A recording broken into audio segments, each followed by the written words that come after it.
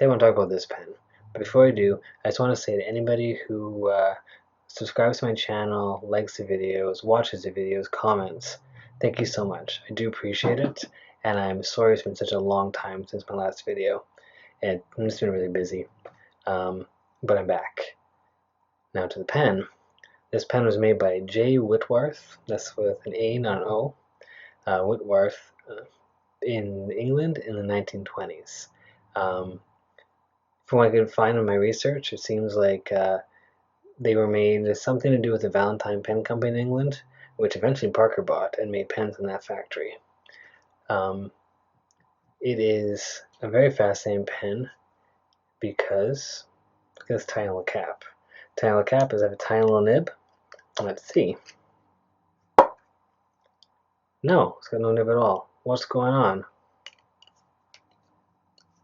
Ah, it's a safety pen, which means that the nib and feed go in and out, and when it's retracted, you put that little cap on. The nib and feed sit in the ink in the barrel, and then when you push out to write, it rises out of the ink, seals off the ink reservoir, and allows you to write.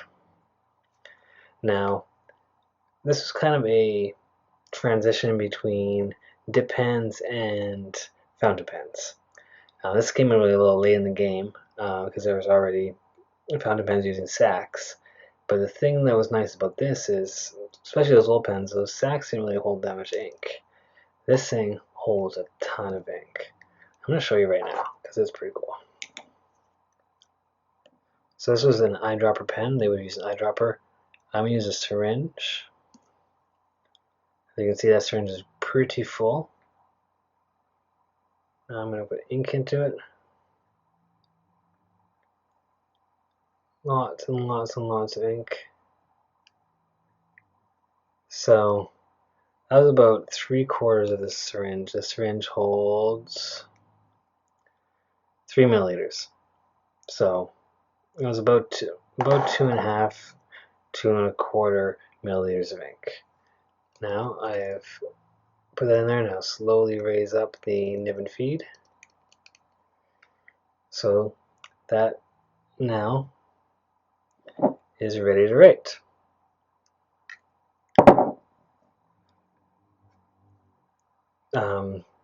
The ink is all sealed off inside the barrel by the nib and feed,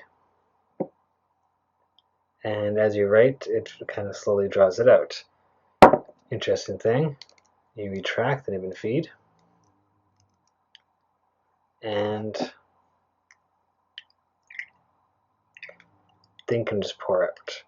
So what the cap does is it seals the ink all inside there. So be really careful when you open it. You can't open it sideways, you can't open up and down, you have to open it up straight up and down, cap to the top, otherwise you're going to dump ink anywhere.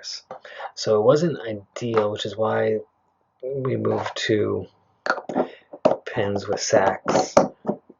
They're a little less messy, a little less work, but still really fascinating. So what I'm going to do today is I'm going to show you all the parts of the pen, and what I've done is I took some video while I was in pieces when I was restoring it, and then I took some video of the pen together, showing the parts of the pen, and then I'm going to give this pen some ratings out of 5, rating the design, the function, the comfort, and then I'm also going to do a writing sample at the end. So let's look at the parts of the pen. Okay, as promised, this is the disassembled pen. Starting from the left, going to the right, we have the cap, the nib, the feed, the unit the nib and feed fit into, the pin that goes through the this unit here and rides up and down this channel. This is the turning mechanism, goes in the back of the pen. Turn this, and the spiral turns, pushing the pin up and down, pushing that up and down, which brings the nib up and down. That screws into the bottom there. So I'm just quickly kind of toss this together, but first I'll show you for For this thing, there's this kind of slot with a hole in it there that allows ink to get up inside here where your nib and feed, where your feed can pick it up and give it out to your nib. And what you need to do is take this, drop this in. Now you can see the hole in this thing in the pin there is lined up with the channel. Drop through the pin. Kind of hard to do while filming. So it sticks out a little bit on both sides. There is inside of the barrel, there is a, see if I can catch the light with it. There's a channel there and another one on the other side that the pin rides in. I can just get them lined up. There we go. Oh, popped it back out again. There we go. So that screws in there.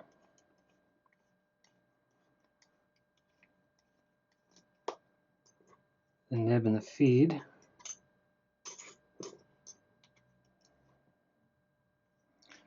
Get pushed in there.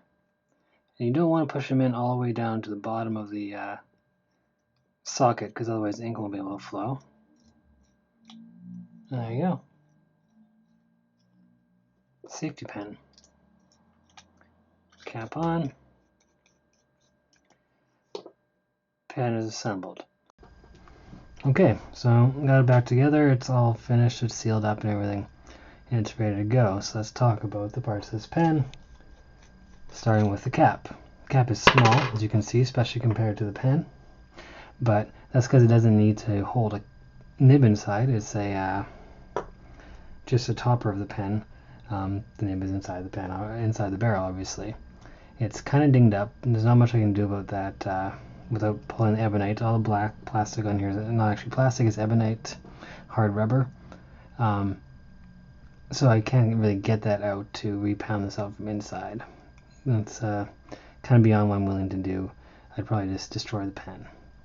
But it's got the little engravings that say that it is sterling silver and made in England. Then with the pen itself, it's got the really cool safety nib and rolls in and out. Operates really smoothly. Great big nib. You can see, gigantic. It says J. Whytwarth, not Worth. 14 karat. It has a nice little heart-shaped breather. And it's hard to see here maybe, but it's kind of grounded a bit of an oblique. Well, I say grounded oblique, but it's possible it may have worn that way through use over years. But it's hard to say it's an oblique now. Great big section of the ebonite. Fits my hand really nicely. It's a great big pen, but it's not too heavy because it's the sterling silver is wrapped around the ebonite. And it again has the sterling silver marks. This is sterling silver, and it's got the blank here, which is where someone would put their name engraved in. They haven't in this one, they chose not to. Great pen. It's got the ebonite end piece here with the turning mechanism. Turns nice and smoothly. So that is about it for the parts of the pen. What I'm going to do now are the ratings. Then I'm going to do a writing sample and then we'll be done. So those are the parts of the pen. So let's do the ratings. Before I do the ratings, I just want to say about the parts of the pen. When I had the pen all apart, there's one part that I didn't have apart. It's this part here, and I forgot to mention the reason is because this attaches to the spiral piece with a tiny little pin that's really hard to find. And inside there is a cork seal, and I actually had to take the old one out because it was worn out, obviously, and create a new one by taking some cork, milling it to shape, drilling it out. And having done that, I couldn't take it apart and show you that. It was, once it's in there for good. So yeah, basically on to the design. For design, I gave this pen a 4.5 out of 5. I think it's really cool. I like the silver and black, very classy. The design on there, kind of like shingles. It's just like a classic looking pen. I like it. I like the in and out of the safety pen. I think that's really cool. You don't see it very often anymore. I like that a lot. Comfort, I give this a 4 out of 5. It's a big pen. Like, check that out. Fills my hand really nicely. Section is a good size. Nice big nib. Not super heavy, but definitely you know you hold it. It got some weight. Yeah, it's good. And then writing experience, I give it a 4 out of 5. Interesting oblique grind on there. I've smoothed it out a ton because it was really kind of scratchy, and the tines are all wonky when I first looked at it. It's looking good now, so that's really good. So all in all, really nice pen. So what I'm going to do next is a writing sample, and then we're going to be done. Okay, so let's do the writing sample. This is the pen here, and to open up, you just very carefully take that off, hold it up and down, because I think you can see you can actually see the ink. So if I was to turn this over, it would just pour out. But you unscrew the nib and the feed, and then the ink it blocks off, the ink stays inside. Now you may notice that I have my feet up above the nib here, which seems really weird.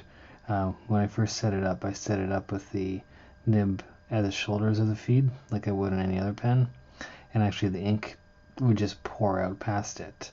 So it just seems like this is the way it has to be. And when I took the pen apart, you can see that this is when you take a nib off of a feed, there's always some sort of slight discoloration between where the feed usually sits on the nib and where it doesn't. And this is where it was. And I thought that whoever had it had just put it away, set wrong. But it seems to be the only way this is going to work. Now, I think you can see here that's got a little bit of an oblique to it. And that gives it a kind of interesting, a slight little bit of line variation. And then you hold the pen a little bit differently when it's like that, which is kind of cool. Anyway, so this is a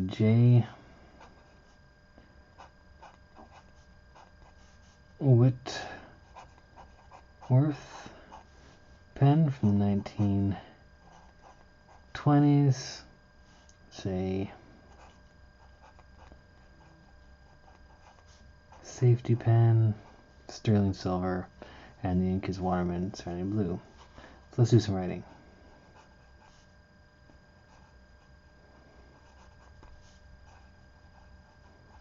Quick brown fox jumps safely over the lazy dog. Writes nice and smoothly. You kind of have to set it just right a little bit because of the oblique there, but once you do, it slides across. Nice 14 karat gold nib, and nice thing about it is that it keeps up.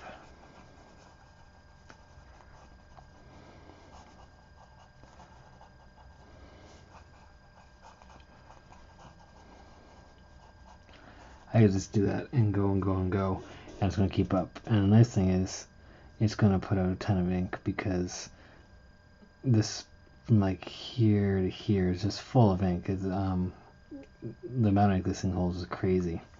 And you notice that you might see that it's very dark, the writing, and that's because it is very, very wet. So it's and maybe you can see the shine off there because it's wet. Wait. Even after all that time, it's still staying there wet. So that makes a huge puddle of ink. Nice wet pen. And part of that is because the nib and feed sit inside the pen, and so they get super saturated when you pull them out. But also, there's huge channels in that feed, which are supplying a lot of ink.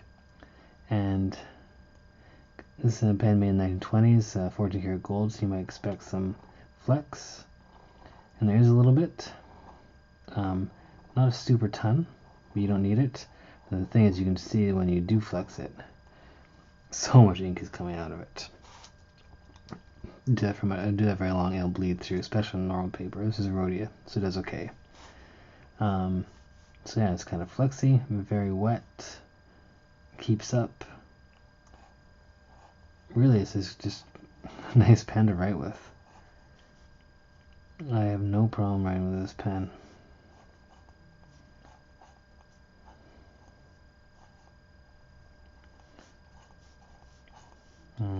Doodle.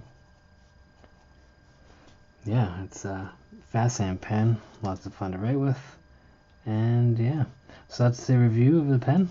Thank you very much. If you like the review, feel free to hit the like button, subscribe. There's lots of videos, there's more to come. I've been took a little break there for a while, but I'm back making videos. And so until the next one, thank you very much, and